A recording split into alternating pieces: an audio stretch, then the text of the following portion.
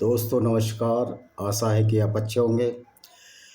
आज हम कुछ बातों पर चर्चा करेंगे कि किस तरह लोगों को बेवकूफ़ बनाने की साजिश है, किस तरह इस्लाम को बचाने के लोग नई नई चीज़ें कर रहे हैं। यही अवध ओझा पर मैंने एक वीडियो डाला था। इस अवध ओझा ने उस पर स्ट्राइक लगवा दी थी जो चुनाव लड़ रहा है अब आम अमरूद पार्टी से। ये बड़ा पैरोकार है इस्लाम का। ये कहता था कि अरब में खाना अरबी लोग इसलिए खाते हैं कि वहाँ सब्जी नहीं होती, फल नहीं होते, इसलिए मांस खाए जाते हैं।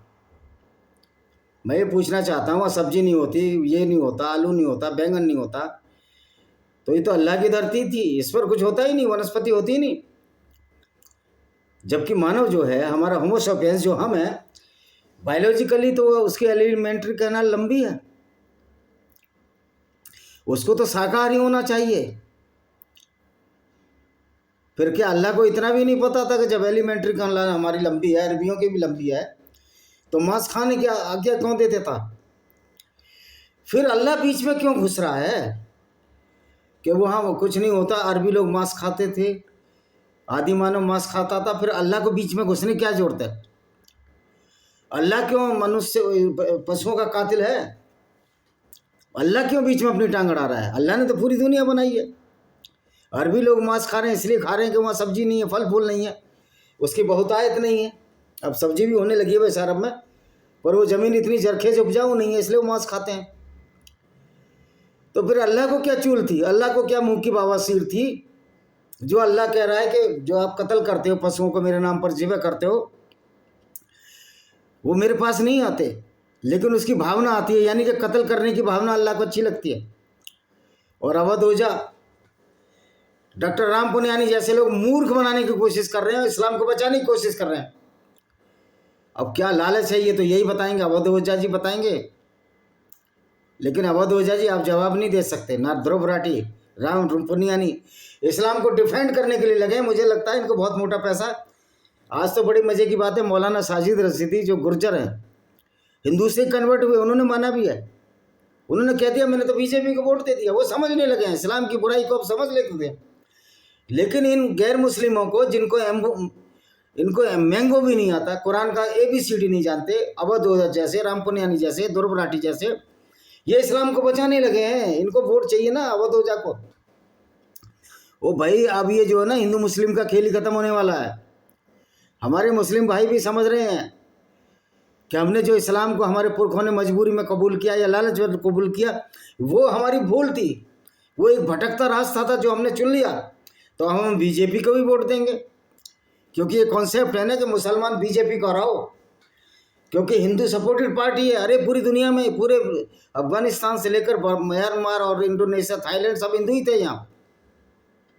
तो मुसलमान भी समझने लगे कि हमारे पुरखे भी हिंदू थे, जिनको ज़बरदस्ती हमारी परनानी परदादियों के साथ अरबी और तर्किश ने बलात्कार किया, उनको लूटा, बाजारों बेचा, जैसे मोहम्मद ने बेचा था। बनु कुरैज़ा की लड़कियों को बाजारों में बेच दिया, नजद के बाजारों में, ये आपकी किताबों में है। तो यहाँ का मुसलमान भी समझता है, हम ऐसे पैगंबर को क्यों माने, जिसकी वजह से हमको इतनी बदनामी झेलनी पड़ रही है। कुछ बेचारे मुस्लिम भाई इतने सीधे हैं, उनको सच्चाई इस्लाम की पता ही नहीं है। और जिनको पता है, यूट्यूब देख रहे हैं, उनको भी पहले तो शक होता है कि ये कैसे हो गया, ये अल्लाह ऐसा कैसे निकला, ये पैगंबर ये ऐसा निकला, हमको तो मौलाना ने किसी ने नहीं बताया। मौलाना को मैं कहना चाहता हूँ, तुम अल्लाह की कसम खाकर बता दो तुम अल्लाह को मानते हो। ममता बनर्जी बोलती थी तुमको अल्लाह की कसम, अल्लाह की कसम। अरे ममता दीदी, पहले अल्लाह को प्रूव तो कर लो, अल्लाह की कसम। अल्लाह को अल्लाह बना दिया। ममता दीदी पहले प्रूव तो कर लो कि अल्लाह है या नहीं है। हम प्रूव कर देंगे कोई अल्लाह नहीं है, फिर उस अल्लाह की कसम मुसलमानों को खिला रहे हो। वो भी जान रहे हैं, मुसलमान भी जान रहे हैं, बांग्लादेश का हो, पाकिस्तान का हो, दुनिया का हो, वो सब जान रहे हैं कि तो अल्लाह तो एक बहुत बड़ा फ्रॉड कर गया हमारे साथ मोहम्मद साहब।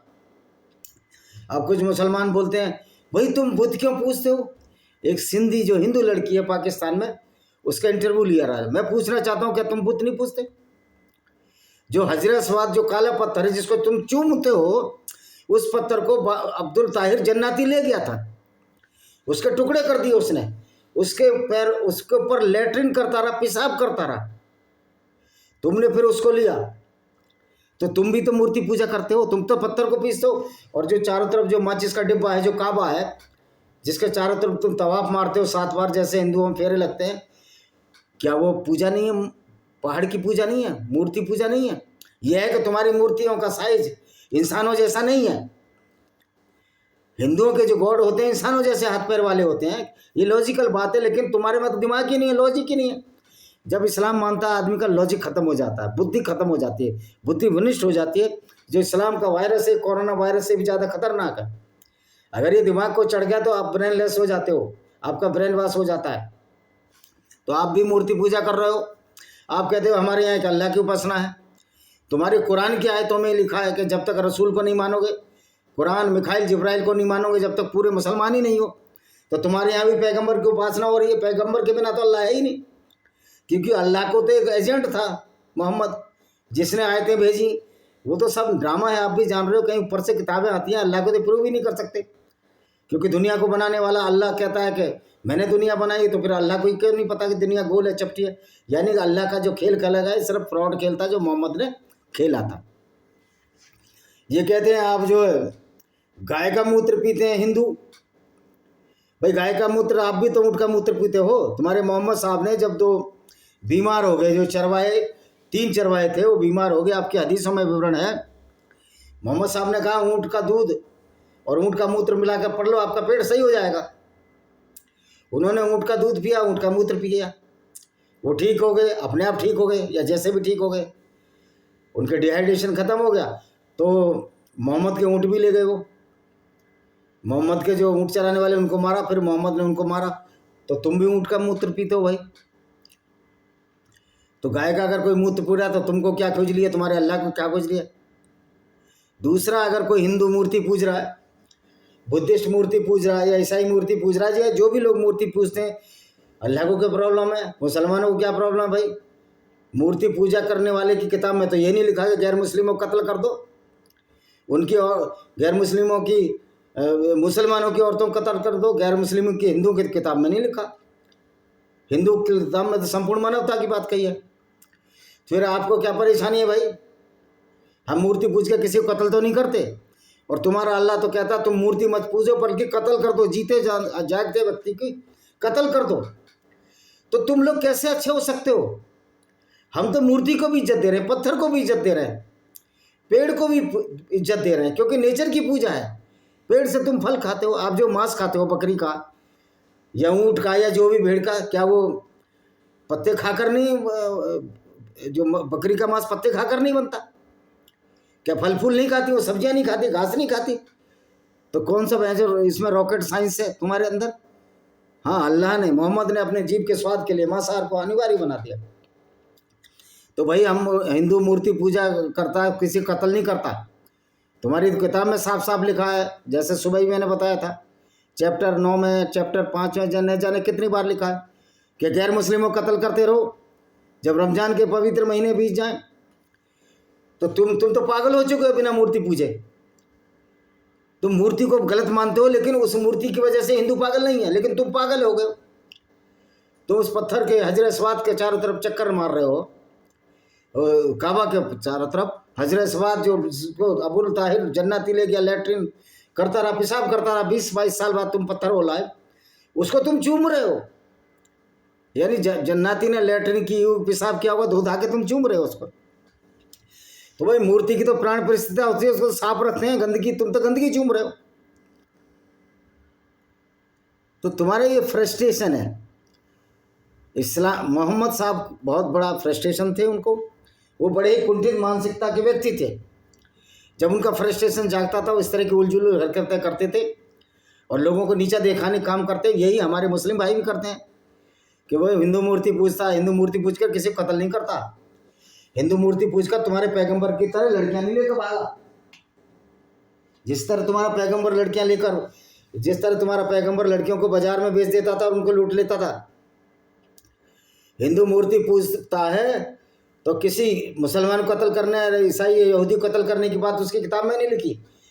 लेकिन तुम्हारी किताब में तो साफ साफ लिखा है गैर मुस्लिम को कत्ल करो जब रमजान के पवित्र महीने। 5-33 कितनी आयतें हैं, सूरह अल माइदा, सूरह अल बकरा, और तुम पर एक ही वो रहता है बस क्या अरबी नहीं जानते भाई? अरबी हमने सीख ली, और अरबी में भी वही है जो जो आपके अनुवाद है वो हिंदी में है या उर्दू में है, वो अरबी अनुवाद, वो सटीक अनुवाद है जो हम पढ़ रहे हैं, वही अनुवाद है जो हम आपको बता रहे हैं। तो दोस्तों, इस्लाम की जो सच्चाई जानने के लिए 3 किताब लिखी है मैंने। किताबें तो बहुत लिखी हैं, अभी मैं 3 का विवरण दे रहा हूँ। Venomous fangs of cobra by Vijay Kumar Pal, dangerous poison the society, ये डेंजरस पॉइजन वही है जो भेदभाव करता है लोगों को, काफिर और गैर मुस्लिमों में बांटता है। Panorama of democracy in Indian context, किस तरह कांग्रेस और उसके साथियों ने हिंदुओं का हमेशा शोषण किया। लॉस्ट पैराडाइज कश्मीर, हिस्ट्री और डिवेस्टेटेड कश्मीर, विजय कुमार पाल, ये वो किताब है जिसमें बताया कि मीर अली हमदानी जब आया इस्लाम को लाया, किस तरह इस्लाम ने कश्मीर को बर्बाद किया। तो भाई मूर्ति पूजा की बात है, तुम भी मूर्ति पूज रहे हो, तुम एक अल्लाह को मानते ही नहीं हो, पैगंबर भी तुम्हारा साथ में चिपका हुआ है। जैसे विक्रम के साथ बेताल उसकी पीठ पर लदा हुआ था, विक्रम की पीठ पर बेताल देखा है, तो ये मोहम्मद ये अल्लाह की पीठ पर लदे हुए विक्रम बेताल की तरह है। मूर्ति भी तुम पूज रहे हो, आप तो बहुत बड़ा पूज रहे हो, चारों तरफ चक्कर मार रहे हो, तवाफ कर रहे हो उसका। और मजे की बात है, सफा और मरवा पहाड़ी में शैतान है, उधर पत्थर मार रहे हो, पत्थर से पत्थर मार रहे हो आप। भाई शैतान तो मोहम्मद से बहुत अच्छा है। और राम की तुलना करते हो कि राम भी एक इमाम हिंद है, और राम ने कोई लड़कियां नहीं बेची हैं, राम ने किसी औरत के साथ बलात्कार नहीं किया, राम ने औरतें गिफ्ट में नहीं ली, जैसे मोहम्मद ने मरिया अलकिबतिया को गिफ्ट में लिया था। और जब उसकी अपनी पत्नी को धोखे से भेज दिया, हफ्सा को, जो कि दूसरे खलीफा उमर की बेटी थी, तो जाओ तुम्हारे पिताजी बुला रहे, वो बेचारी यहाँ गई और ये यहाँ काम सपाटने में लगा हुआ था, ये कमरे में था। और जब हफ्सा आ गई, हफ्सा ने देखा तो कमरा बंद, अंदर कौन थे, हफ्ता वो बाहर निकला तुम्हारा पैगंबर। राम ने ऐसे काम तो नहीं किए, राम तो हफ्ते हुए बाहर नहीं निकले। फिर इसने एक आयत उतार दी कि मोहम्मद साहब जो करे वो सही है, न खाता न भाई, जो मोहम्मद कहे वही सही। तो ये पागलपन आप छोड़ दीजिए, आपका फंडा खुल चुका है, कोई अल्लाह नहीं है, कोई तुम्हारा पैगंबर कोई रहमान नहीं था। और जो हिंदू मूर्ति पूजा करते हैं ऐसा ही तुम उससे बड़ी मूर्तियाँ पूछते हो, जिसको कि काबा का, तो तुम तो वहाँ दौड़ लगाते हो काबा के चारों तरफ। एक पागल मैंने मुसलमान देखा बुढ़ा, वो पत्थर मारे जा रहा सफा और मरवान पे, वो मैंने कि इसको क्या पागलपन छा गया, तुम्हारी वीडियो में डला। तो ये पागलपन हिंदुओं में है, अगर है तो वो भी बेवकूफ़ है। मैं भी जानता हूँ पत्थर की मूर्ति में जान नहीं होती, लेकिन वो कंसंट्रेशन केंद्र होता है कि हम किसी को इस मूर्ति के बहाने भगवान पर जा रहे हैं, किसी को कत्ल तो नहीं कर रहे। तुम तो कत्ल करके, जानवरों का कत्ल ईद में और ऊँटों का कत्ल बलि देके करोड़ों के हत्यारे होकर तुम अल्लाह को खुश करना चाहते हो और अल्लाह खुश होता है। तो किस तरह का ये नाशुक्र अल्लाह है जिसका तुम कहते हो शुक्र अल्लाह का। इसी के साथ मैं इस वीडियो को, मैं कश्मीरी पंडितों भाइयों को ये किताब जरूर पढ़िए। 2 ही किताब कश्मीरियों पर लिखी हैं, एक मैंने लिखी है भाई विजय कुमार पाल, और एक दूसरे भाई और उन्होंने लिखी है। इन किताबों को जरूर पढ़िए, जिससे पता लग जाएगा इस्लाम किस तरह की डिक्टेटरशिप है इंसानियत के खिलाफ। इसी के साथ मैं इस वीडियो को विराम देता हूँ। वंदे मातरम, जय हिंद, आपका दिन शुभ।